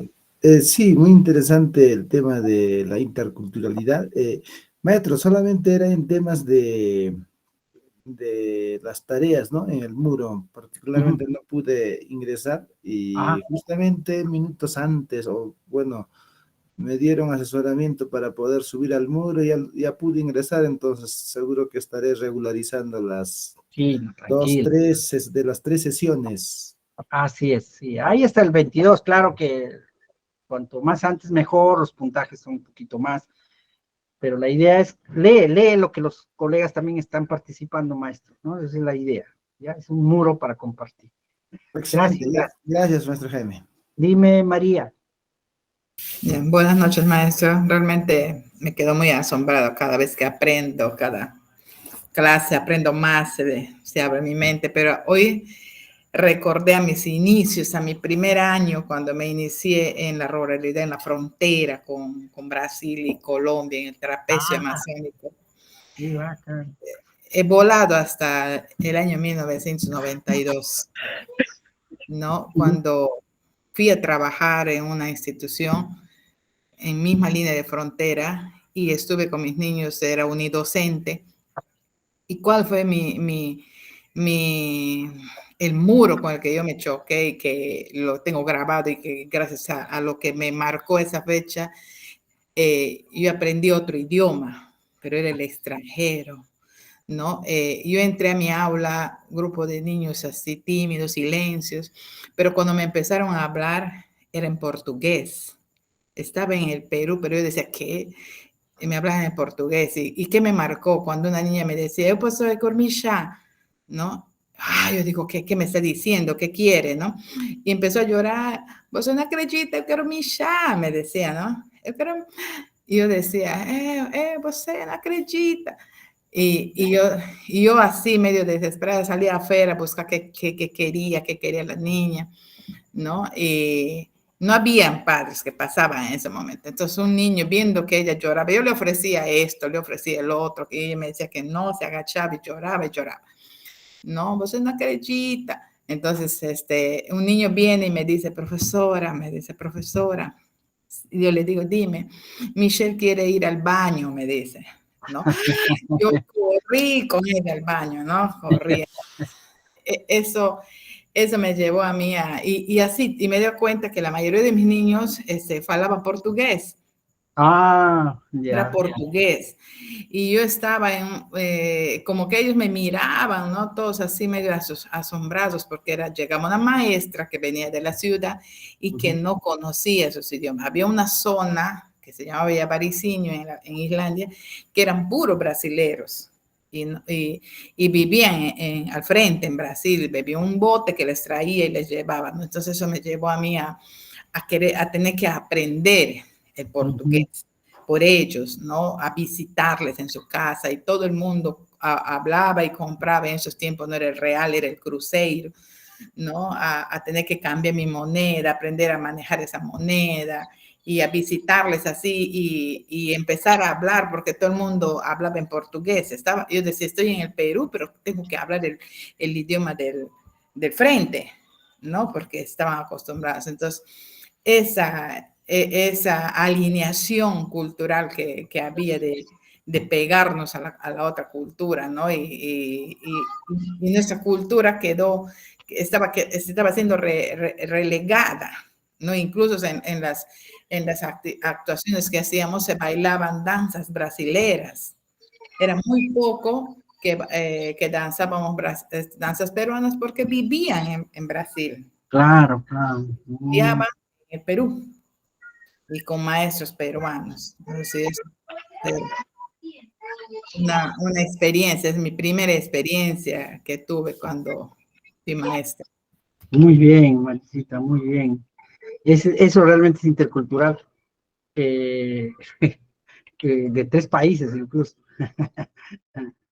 Gracias por tu testimonio y además pudiste sacar oportunidades de esa dificultad para hacer tus proyectos de innovación, la cual siempre admiro de ti.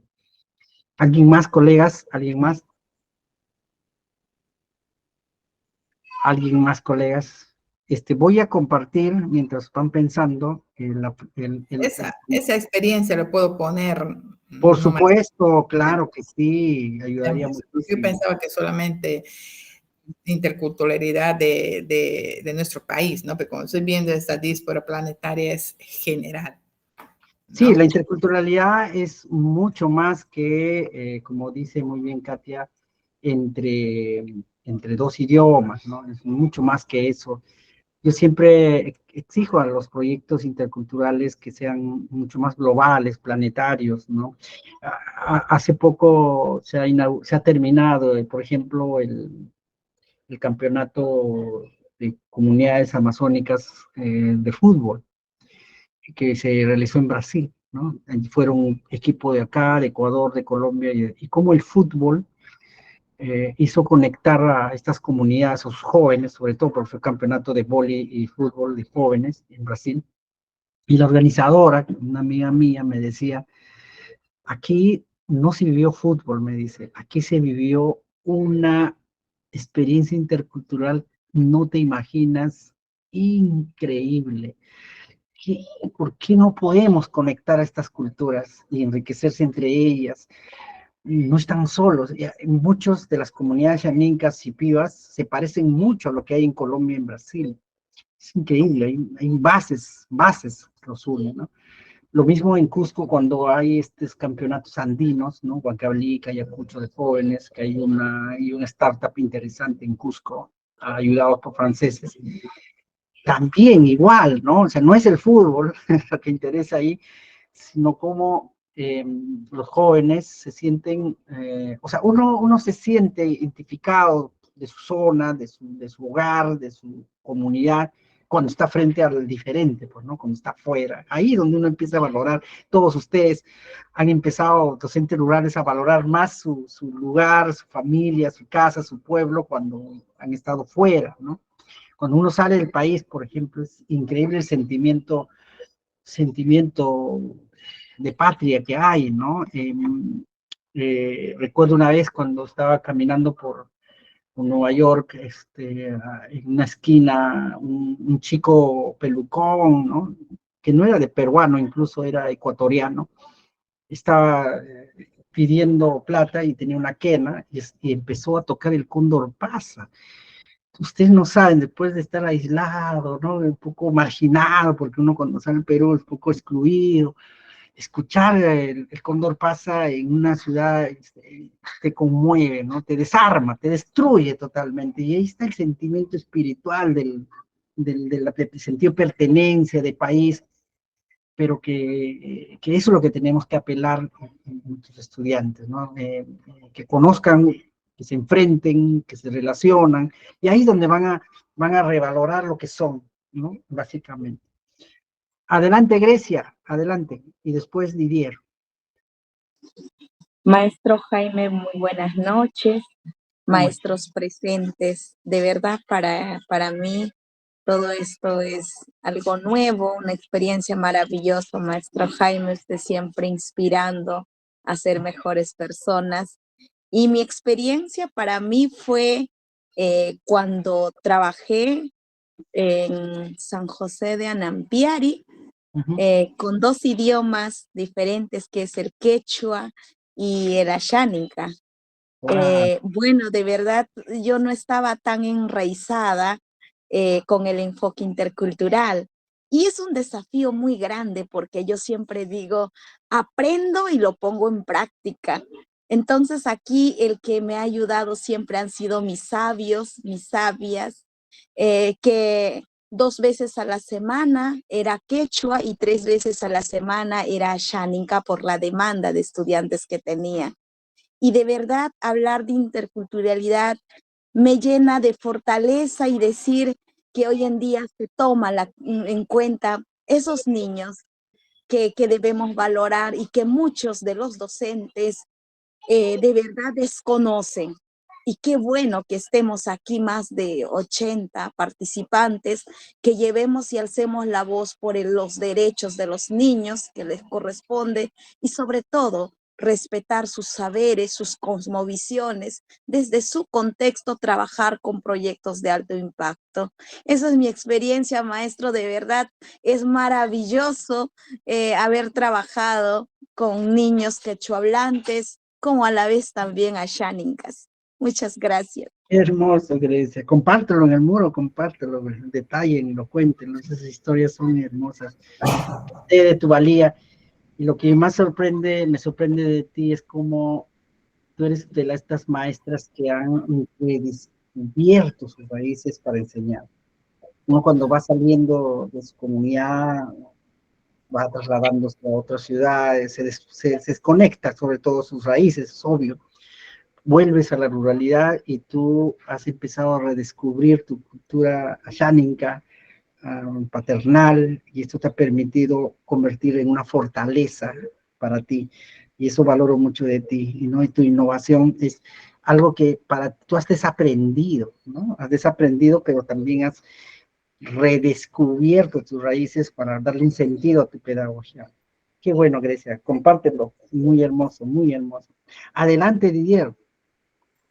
Sí, profesor Jaime, muy buenas noches a usted y a todos los colegas. Es de verdad muy interesante el día de hoy su ponencia sobre este tema de la interculturalidad, que va más allá de un idioma determinado, de un territorio, más allá de la vestimenta, de las propias danzas, sino es conocer en profundidad las raíces, los orígenes, el proceso histórico, ¿no es cierto? En este caso, de algunos espacios considerados como la riqueza cultural de un determinado territorio.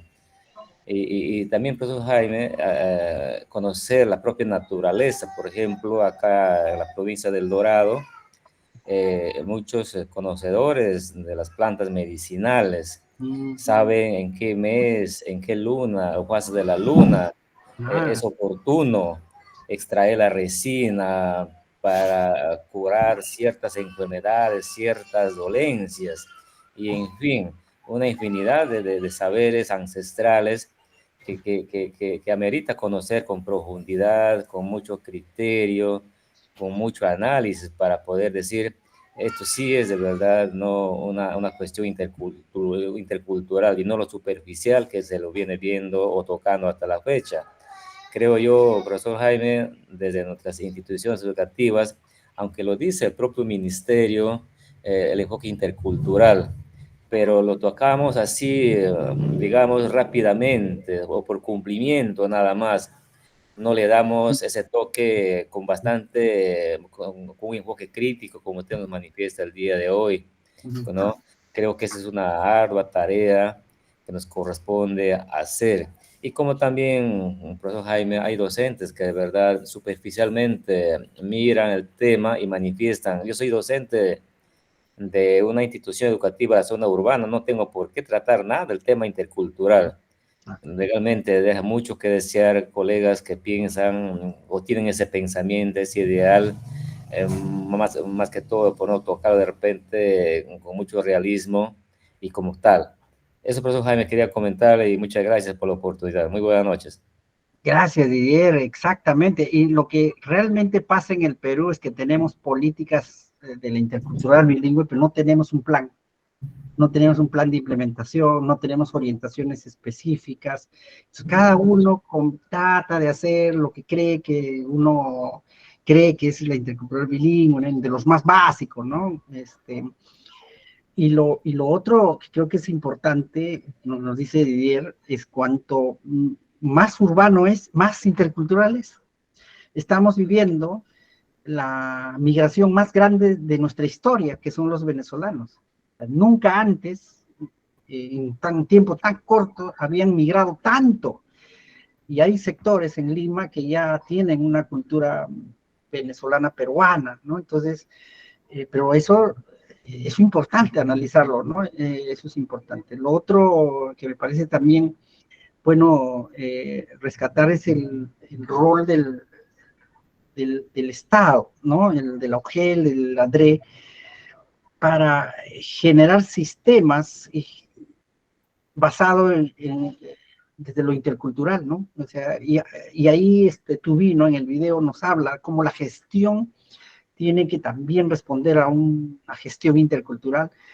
En el Perú, ser quechohablantes es tener una desventaja. No todos los sistemas públicos están preparados para atender a un quechohablante. De los 48 lenguas que existe, debería haber 48 maneras de acercarse al Estado, pero no la hay. El caso del Cauqui, por ejemplo, en Yauyos, aquí está nuestro director Edmundo Rudichagua. Él como docente está salvando esa cultura, o sea, está rescatando ese idioma, que no hay una estructura en el Estado que lo haga. O sea, dependemos de lo que hace el docente y su escuela, eso no puede ser, ¿no? Digamos, al desaparecer una lengua, desaparece toda una historia, una costumbre, pero se puede hacer. Pero para eso ha requerido Edmundo investigar, ser tercos y durante años, y ha logrado revalorarlo. Y eso es lo que, ese es intercultural, ese es intercultural. Yo les voy a dar dos ejemplos de cómo, antes de dar paso a Lira y a Jenny. Estuve en Quillabamba, una innovadora, me dice, mira, aquí los padres sobreviven comiendo trucha, ¿no? En la altura. Crían trucha y eso es lo que comen, porque todo lo ven trucha. Pero me ha impresionado la manera como ellos se han ingeniado de criar trucha, ¿no? Porque no hay lago, no hay y no tienen cómo alimentar, porque no es como la trucha de la altura, ¿no? Donde le dan pues alimentos, en fin, el lago es rico, pero ellos tienen como una batea, ¿no? Y ahí crían sus truchas, ¿no? Y ella decía que para mí ha sido esto muy importante para hacer mi innovación. Entonces, vamos, profesor, acompáñame, me dice, ¿no? En la noche, ¿no? Fuimos en la noche, subimos unos cerros ahí oscuros y había una luz prendida arriba, ¿no? En el monte. Y me dice, ahí está mi proyecto de innovación, ¿no? Caminamos y había un foco prendido, ¿no? Y estaba la batea de truchas ahí, ¿no? Y ya estaban creciendo, ¿no? Y esta es la trucha de mi escuela, me decía, ¿no? Y yo le digo, a ver, coméntame. Y esto es muy intercultural, me dice. ¿Por qué? Porque he aplicado tecnología, ¿no? Tecnología ancestral, pero también tecnología moderna, me dice. He investigado, porque me dice, pero cómo se habían ideado ellos, o lo tenían escondido, ¿no? Y es que el foco en la noche atrae mosquitos, ¿no? Porque es montaña, y alrededor del foco había cientos de mosquitos, ¿no? Y la trucha se alimentaba de los mosquitos, ¿no? ¿No? Es casi una trucha ecológica, ¿no? Y una vez estuve en Puno, digamos, y un profesor estaba caminando del lago 20 pasos, ¿no? Yo siempre lo cuento, 20 pasos, ¿no? Y después 22 pasos, después 30 pasos, y los chicos, sus alumnos lo veían, ¿no? Y el profesor empezaba a contar los pasos entre el lago ¿no? Y entre la orilla y 20, 30 pasos, y seguían con los chicos, iban, yo observaba qué hacía este profesor, y estaba aplicando un conocimiento aymara, ¿no? Y estaban buscando huevos de aves, de perdices, los nidos, ¿no? Y encontraron, ¿no? Y dicen, wow, ¿no? Encontramos un nido, ¿no? Y el profesor explicaba en ese momento que va a haber lluvia. ¿Y por qué va a haber lluvia? ¿No? Los chicos decían, ¿por qué? Porque el conocimiento aymara nos decía que si ponen huevo más allá de 20 o 30 metros, es que va a haber lluvia y porque el lago va a subir. Ellos nunca se equivocan, ¿no? Y si el nido hubiera estado más cerca, es que no va a haber lluvia. Conocimiento ancestral, pero también aplicando otras ciencias. Ese tipo, eso es aplicar intercultural, ¿no? Desde la ciencia, ¿no? Adelante, Lira. Profesor Jaime, buenas noches, colegas, maestros de las diferentes regiones del Perú, que somos parte de este cuarto diplomado. Buenas noches. En cuanto a la experiencia en la interculturalidad, para también aportar, ¿no? Aquí en este taller. Eh, Hablar de la interculturalidad, pues es hablar de mucho, ¿no? Porque tiene que ver con las costumbres, tradiciones, su cosmovisión, como ha dicho, ¿no? Las creencias. Y a veces cuando nosotros queremos aplicar en nuestra institución educativa se choca con los padres que tienen, por ejemplo, otras prácticas religiosas. Mi comunidad, pues, yo he elaborado 22 años en una comunidad acá rural del Dorado. Y nosotros también hemos trabajado con todos los maestros de la IE, rescatando las costumbres, trabajando proyectos así, relacionando con las fiestas patronales, por ejemplo. Y ahí también involucrando a los sabios de la comunidad para trabajar por lo que es en artesanía, elaboración de los platitos de barro, canastas, utilizando el wingo, y acá en algunas comunidades la conocen como viro, hacer diferentes objetos de artesanía, pues utilizando ese material. Y al final elaboraba, para nuestra aula se implementaba el taller de cerámica, practicando ahí las costumbres, pues, ¿no? Lo que son las comidas típicas, los bailes, elaboración de las vestimentas con el apoyo de las madres. Y entonces ahí cuando se va sensibilizando a los padres, a la comunidad educativa, diciéndole que en nuestro currículo también tenemos el enfoque intercultural y debemos ir trabajando desde ahí, ¿no? Entonces ellos no se oponen a esto. Por eso es necesario que nosotros conozcamos como maestros nuestro contexto. Y mejor ahora, pues, ¿no? Para trabajar en este proyecto de innovación, el STEAM más H, y acá está bien claro, dice, ¿no? En la ciencia, en la tecnología, en el arte, ¿qué es lo que vamos a tener en cuenta? Y la mayoría de maestros que trabajamos en las zonas, pues conocemos a nuestros padres, a nuestros estudiantes, qué es lo que hay en nuestra comunidad para ir involucrando, pues, en las tareas educativas, estas prácticas. Eso quería compartir no solamente de repente el idioma, el quechua, aparte del quechua, pues son las creencias, como ya dijo el profesor Didier, ¿no? La cosmovisión, cómo ven ellos, incluso en la luna verde, en la luna llena, qué se puede hacer con nuestros productos y si se puede cosechar o sembrar, ¿no? Entonces eso también debemos tener en cuenta, pues, cuando trabajamos en una comunidad. Respetar sus costumbres, sus creencias de nuestros padres de familia. Gracias. Excelente, Lina, excelente, excelente. Todo eso, y siempre compararlo con otra cultura exenta, lejos, cuanto más lejos mejor, ¿no? Un maestro me planteó un proyecto sobre el amor, ¿no? Cómo se planteaba el amor en diferentes culturas, ¿no? Pero partía primero de su localidad, ¿no? El canto del amor, mitos del amor, cómo se iniciaba estos ritos, y además fue un alucinante. Lo mismo la muerte, lo mismo el éxito. El éxito es distinto en diferentes culturas, ¿no? En la zona andina, el éxito es haber servido al pueblo, ¿no? Sentido de éxito, ¿no? Haber asumido un cargo, una mayordomía, el éxito en Occidente es tener un PhD, un doctorado y ser estable económicamente, tener cuenta en el banco, es otro tipo de éxito. La muerte en lo andino es circular, ¿no? Uno está siempre de retorno, ¿no? Uno cree que no está muriendo, está pasando a otra vida, se está conectando con la naturaleza, y por eso cada vasito de cerveza lo tiramos al piso porque invitamos a nuestros ancestros, nuestra Pachamama, nos recordamos, lo sentimos, y de verdad lo sentimos, que todavía lo que tenemos alguna conexión terrenal todavía, lo sentimos, creemos, hablamos con nuestros abuelos. Pero en otros países, en otras culturas, la muerte es la muerte, se acabó, simple, no hay más, ¿no? Entonces, creo que estas cosas hay que ir más allá del simbolismo, pero comparándolas, no centrarnos solo en el puro, porque además los chicos saben más que nosotros, pero hay que poner a prueba ese conocimiento comparando y analizando, identificando el potencial que tiene su cultura frente a otros, ¿no? Y la diversidad, ¿no? En ese momento ellos van a querer aspirar a conocer el mundo y serán voceros, de todas maneras serán voceros de su tierra. Adelante, Jenny, adelante. Maestro Jaime, colegas, muy buenas noches. En realidad ha sido una noche bastante reflexiva. Yo comparto mucho este punto de que el maestro, primero, creo yo que es importante que nosotros también tengamos una posición, ¿no? ¿Desde dónde nos ubicamos? Porque desde no entender desde dónde nos ubicamos, pues seguimos hablando desde fuera.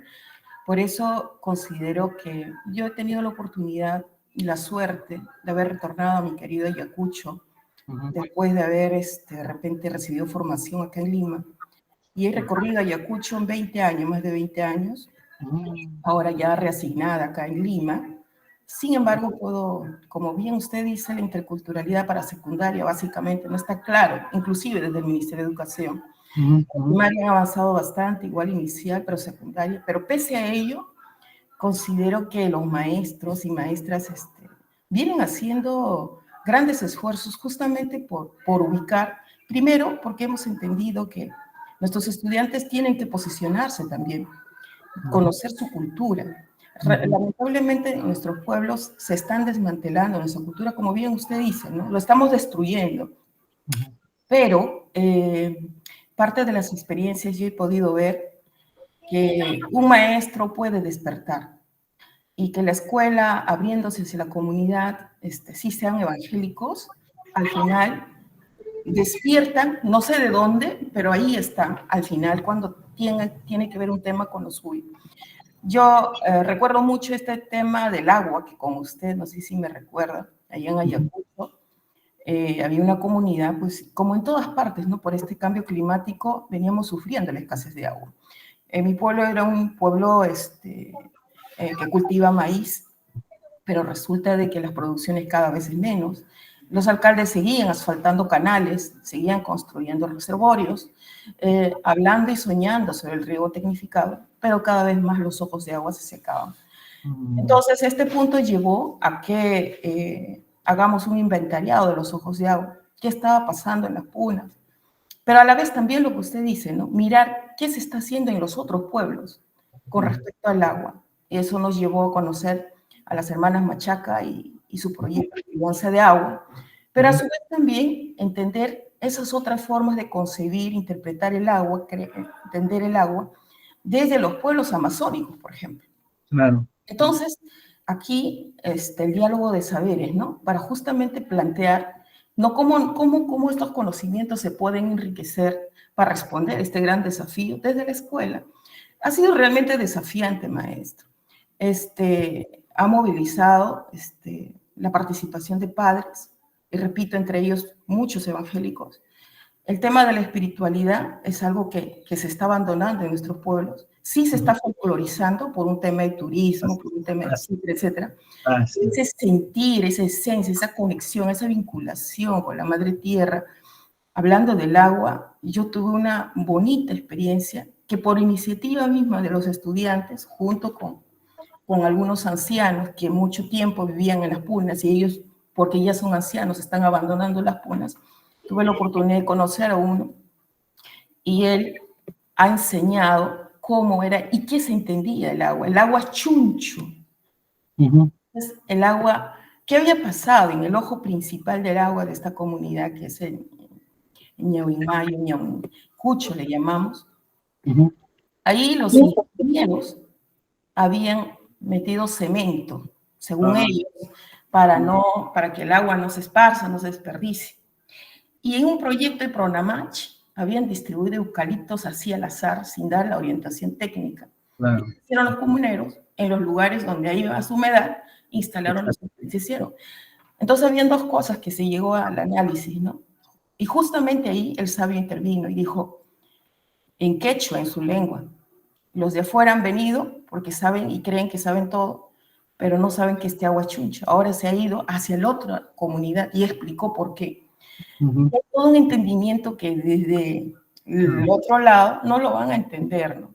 Y ha sido trascendental esta experiencia porque creo que con los estudiantes ha podido marcar hitos, pero de todas maneras, las autoridades, cuando nos hemos reunido con ellos, porque los chicos han entrevistado inclusive a las autoridades para ver el tema de las obras, qué están pensando respecto al agua, ellos dijeron que sí, el tema de la siembra de putaja, por ejemplo, ya cogiendo la experiencia de las hermanas Machaca, ¿no? En los ojos de agua, ya mencionados en la parte alta, ¿no? En este caso por las zonas de Genguamayo, bueno, son territorios de la Puna que poco a poco, por cierto, se están abandonando porque ya los hijos se hicieron profesionales y los ancianos ya no pueden más con la crianza de animales y ellos han ido criando los ojos de agua, pero al abandonar también se están quedando desmantelados y los animales que están viviendo al azar están terminando por destruir esos espacios. Y los ancianos lo lloran, ¿eh? Cuando tú lo conversas, tú entrevistas a un anciano, es realmente el trabajo de la interculturalidad, maestro. Si verdaderamente la escuela y los maestros nos posicionamos bien, yo creo que es posible aportar a esta conciencia global, ¿no? La interculturalidad va más allá de solo mirar nuestra cultura, pero sí es necesario la intraculturalidad. Fortalecemos primero desde el quién soy, dónde me ubico, de dónde vengo, cuál es mi raíz, para luego abrazar a los otros, a dónde voy. Creo ese es un poco el aporte que puedo dar, pero estos 20 años han sido muy enriquecedores, pero como usted dice también, aquí en Lima he encontrado estudiantes de Puno, de Amazonas, de mi querido Ayacucho igual, he encontrado gente venezolana, ecuatoriana, inclusive hay brasileros, posiblemente descendientes de alguna relación, pero ahí están. Entonces, aquí se puede vivir la verdadera interculturalidad, pero para mí misma es todo un reto y todo un desafío. Y en verdad, espero concretar algún proyecto, maestro, y estoy en ese desafío. Gracias por la oportunidad. Bien, Jenny, muy bien, buen cierre con el testimonio maravilloso de Jenny, exactamente explicándonos lo que significa la interculturalidad, apelando a la ciencia real, la sabiduría, las consecuencias de no hacerlo y del perjuicio que hay cuando uno no tiene claro una visión intercultural, con saberes muy complejos que a veces un ingeniero no lo va a poder entender, más allá de su dogmatismo disciplinar, ¿no? Porque somos más que eso, somos espíritu, somos historia. Muy bien, Jenny, excelente, excelente, y hay creo que mucha riqueza, que lo que tú dices, para testimoniar, para inspirar, para proyectar algo. Colegas, yo quisiera terminar inspirado por Jenny y por todos los que ustedes han compartido. No vamos a poder salvar el planeta, no se hagan ilusiones, pero lo que sí podemos hacer, y eso sí está en nuestras manos, es formar a esa persona que lo va a hacer, que va a protestar, que va a volver, que va a reconstruir la tierra de sus padres, de sus abuelos, porque van a tener que volver. Vamos a tener que volver. El agua, digamos, o sea, va a ser el oro del futuro. Es decir, las pandemias que van a llegar, que ya se sabe, ¿no? Los terremotos en la costa, etcétera, etcétera. De alguna u otra manera, ya hemos aprendido en la pandemia que no todo está dicho. Vamos a tener que retornar a nuestras tierras, pero hay que formarlos, hay que preparar a esos chicos, no solo para que ingresen a la universidad, sino para que se reconecten como muy bien dice Jenny, esta intercultural, se reconecten con sus raíces, como decía Basadre, ¿no? Dos problemas tiene el Perú. El primer problema es que le falta alas y raíces, decía Basadre. Raíces porque no entiende de dónde viene, lo que son, lo que significan y la riqueza con la cual ellos han sido criados, creados, y alas porque les cuesta soñar, les cuesta visionar, les cuesta imaginar que pueden ser salvadores de una patria, y eso nos corresponde a nosotros. Formar a ese ciudadano terrenal que va a protestar, que va a dar al frente, ¿no? Que nos va a sacar cara por nuestro pueblo. Ahí se entiende, ese tiene que ser nuestro producto como maestro. No lo haremos con nuestros 100 estudiantes, pero basta que 2 toman conciencia ecológica, conciencia antropológica y conciencia espiritual, habremos cambiado el mundo. Así que muchas gracias por esta sesión. Nos vemos el sábado, no se pierdan con nuestros 2 invitados, y la otra semana empiezan las mentorías, ponerse al día, ¿no? Diálogo, y la formación de grupos. Muchas gracias. Un abrazo grande a todos ustedes. Ahora me toca descansar. Mi cuota de sobrevivencia ya ha terminado. Gracias. ¿Hasta cuándo es la fecha para registrar al niño en el DIDE? Hasta el lunes, ¿ya? Hasta el lunes. Ahora lo voy a poner. Hasta el lunes, por favor, máximo, lunes o martes lo voy a poner, ¿ya? Ahora mismo. Gracias. Nos vemos. Ya, maestro, hasta mañana. Lo voy a poner. Gracias, María.